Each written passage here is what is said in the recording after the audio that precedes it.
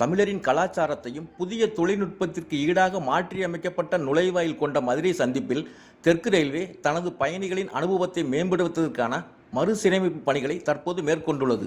தினமும் பல்லாயிரக்கணக்கான பயணிகள் வந்து போகும் மதுரை ரயில்வே சந்திப்பில் பயணிகளுக்கான அனைத்து வசதிகளும் தற்போது வழங்கப்பட்டு வரும் நிலையிலும் கூடுதலாக மதுரை சந்திப்பில் தற்போது ரயில்வே நிலைய மறுசீரமைப்பு பணிகள் 347.47 கோடி மதிப்பீட்டில் மும்முரமாக நடைபெற்று வருகிறது.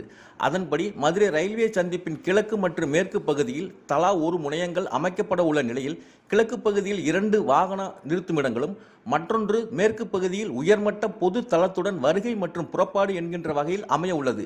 மேலும் ரயில் நிலையம் பெரியார் பேருந்து நிலையத்தை இணைக்கும் வகையில் சுரங்கப்பாதை, சரக்கு போக்குவரத்திற்காக பிரத்யேக நடை மேம்பாலம், கிழக்கு பகுதியில் வாகன நிறுத்துமிடத்தை இணைக்கும் வகையில் உயர்மட்ட நடை மேம்பாலம், பயணிகளின் வாகனங்கள் வந்து செல்ல ஏதுவாக அணுகு சாலைகள் போன்ற பல்வேறு திட்டப்பணிகளும் நடைபெற உள்ளன. மேலும் இந்த பணிகள் 36 மாத காலத்திற்குள் முடிக்க திட்டமிடப்பட்டு இருப்பதுடன் திட்ட மேலாண்மை பணிகளை கண்காணிப்பதற்காகவே ரூபாய் 10.88 கோடி ஒதுக்கீடு செய்யப்பட்டுள்ளது. மேலும் மதுரை ரயில்வே சந்திப்பில் நடைபெற்று வரும் அனைத்து மறுசீரமைப்பு பணிகளும் ஒருங்கிணைந்த வாழ்விட தர மதிப்பீட்டிற்கான பசுமை மதிப்பீட்டின் வழிகாட்டுதலின்படி நடைபெற்று வருகிறது என்பது குறிப்பிடத்தக்கது. பணிகள் அனைத்து முடிவுற்று மக்கள் பயன்பாட்டிற்கு இவை வரும்பொழுது மதுரை ரயில்வே சந்திப்பிற்கு வரும் அனைத்து பயணிகளுக்கும் ஒரு இனிமையான பயண அனுபவமாக என்றென்றும் நினைவில் நிற்கும் என்பதில் ஐயமில்லை.